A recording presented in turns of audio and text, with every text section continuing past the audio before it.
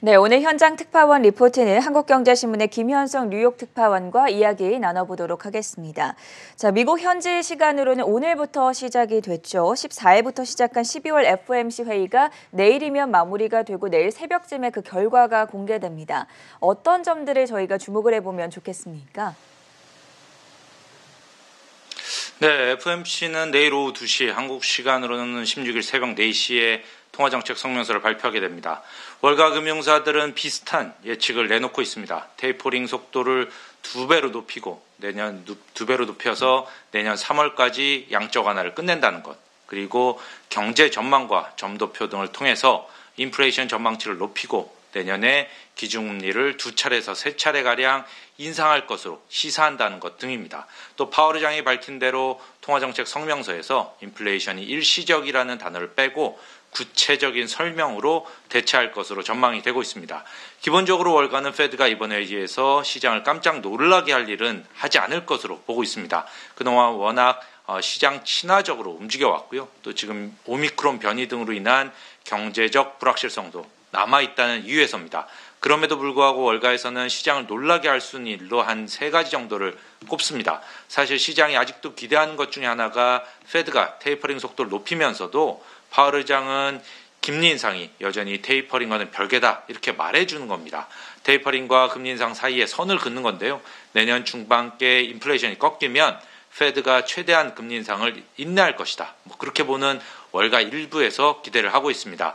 이런 상황에서 파월 의장이 기자회견에서 반대로 기준금리 인상 필요성에 대해서 강하게 언급할 경우에 시장이 놀랄 수가 있습니다. 그렇게 될 경우 테이퍼링 가속화는 곧 금리 인상이라는 생각이 확산이 되면서 시장이 일종의 테이퍼 텐드럼을 겪을 수 있다는 시각도 있습니다.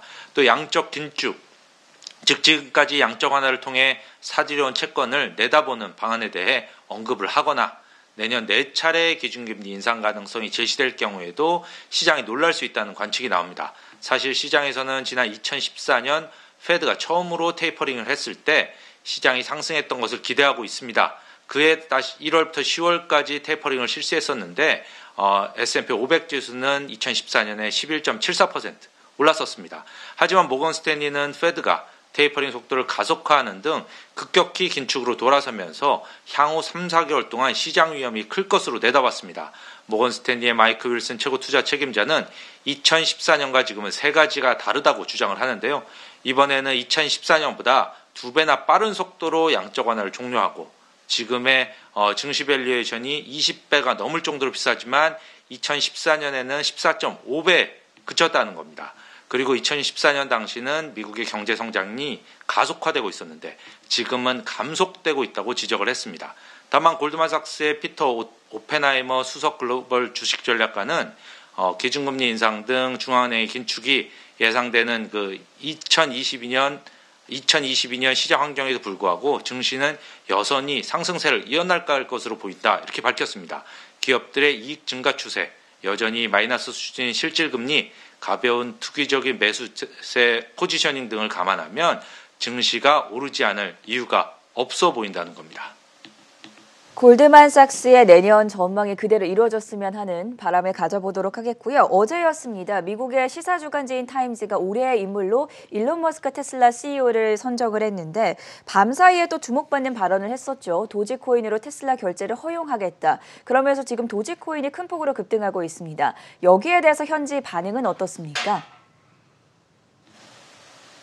예, 타임즈가 머스크를 올해의 인물로 신설한 것은 충분히 가능한 일이죠. 그동안 이렇게 테슬라, 스페이스X 등을 혼자 키워서 이렇게 키워냈으니까요. 하지만 최근 머스크에 대한 월가의 반응은 그리 좋지는 않습니다. 이런 반응은 사실 테슬라 주가에서 드러나는데요.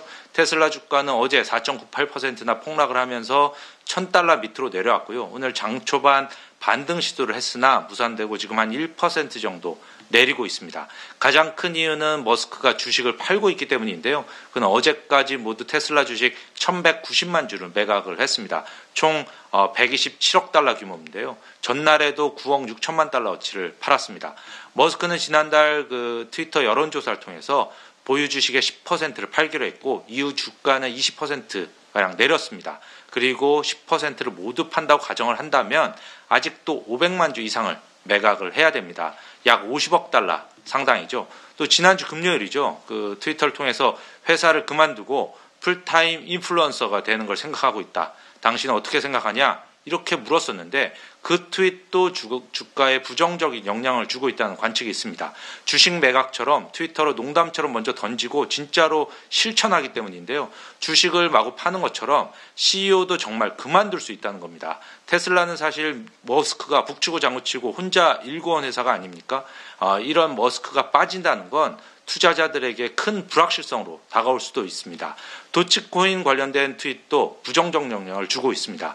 테슬라가 결국 도치코인을 받고 뭔가를 파는 것인데 도치코인의 그 본질적 가치 자체에 대한 의문이 있죠. 도치코인 가격이 흔들리면 회사 가치가 부정적일 수도 있습니다. 특히 어제 장 초반에 애플이 사상 최고차를 기록한 지에 이틀째 내리고 마이크로소프트, 테슬라까지 급락을 하면서 시장에서는 조금 암울한 전망이 나옵니다.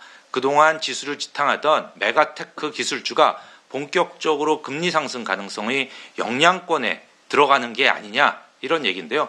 바이탈 알리지는 그동안 표면 아래에서 일어나고 있던 상당한 균열로부터 S&P 지수를 보호하는 데 도움이 되어온 애플에 금이 가기 시작했다면서 페드의 긴축 전환이 테이퍼 텐드럼을 일으킨 것 같은데 국채 시장이 아니라 기술주에서 나타나고 있다. 이렇게 밝혔습니다. 지금까지 뉴욕에서 한국경제신문의 김현석 특파원이었습니다.